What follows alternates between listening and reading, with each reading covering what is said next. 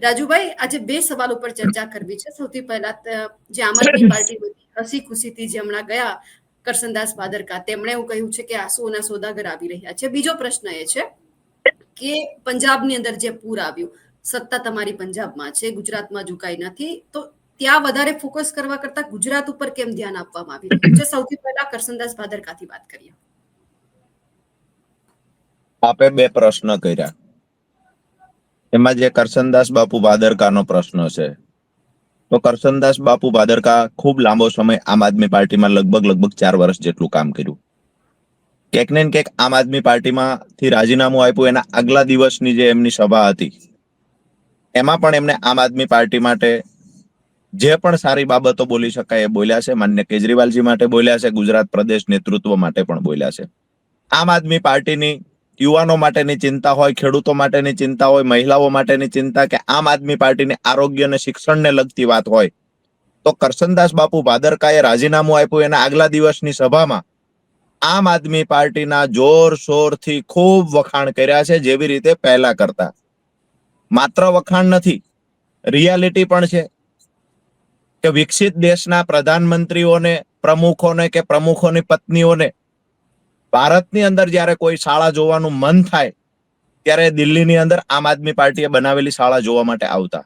એટલે કરસનદાસ બાપુ ભાદરકાએ આમ આદમી પાર્ટી માટે થઈ અને આજ દિવસ સુધી જે વાત બોલ્યા છે, મારી વાત એ છે કે રાજીનામું આપ્યું એના આગલા દિવસનું એમનું ભાષણ સાંભળી લેજો, અને રાજીનામું આપ્યા પછી અચાનક એવું કહેવામાં આવે, જે એમને ગઈકાલે વાત કરી કે ક્યાંક ને ક્યાંક આક્ષેપો મૂકવામાં આવ્યા છે, સાથે રહીને ખૂબ લાંબો સમય કામ કર્યું છે. વ્યક્તિગત હું આરોપ આક્ષેપ નહીં કરું, પણ મને એટલી ખબર છે કે મને મારી લાયકાત કરતા મારી પાર્ટીએ ઘણું બધું આપ્યું છે. કદાચ આ બધા માટે લાગુ પડે.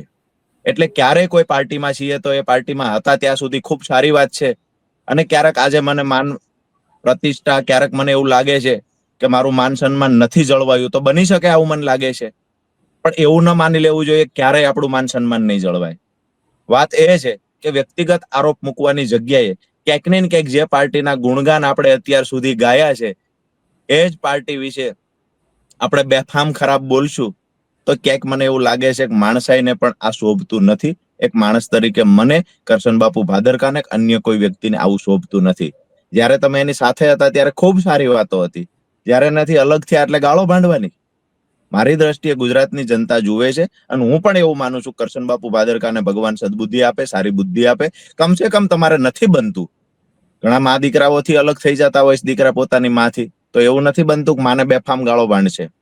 એટલે વાત એ છે કે ક્યાંક ને ક્યાંક આવા સિનિયર નેતાઓએ પોતાના શબ્દો પર કંટ્રોલ રાખવો જોઈએ, પોતાની ભાષા પર અંકુશ રાખવો જોઈએ, અને જે પાર્ટી સાથે અત્યાર સુધી કામ કર્યું એ પાર્ટી માટે ખૂબ તમે લોકો પાસે મત માંગવા ગયા છો, લોકોને ખૂબ આશ્વાસન આપ્યું છે. ભાષણો પણ મેં પણ એવા કર્યા છે, એમને પણ એવા ભાષણો કર્યા છે કે એ ભાષણો આજે જો મીડિયા સામે લાવીને મૂકી દેશે તો કયા માટે અરવિંદજી વિશે અત્યારે જે બોલ્યા છો, કયા માટે લોકોને દુનિયાને મોઢું બતાવશો. એટલે ક્યાંક ને ક્યાંક ત્યારે બોલ્યા હતા એ પણ ખબર હોવી જોઈએ, ને આજે શું બોલીએ છીએ એ પણ ખબર હોવી જોઈએ. વાત આપે જે કરી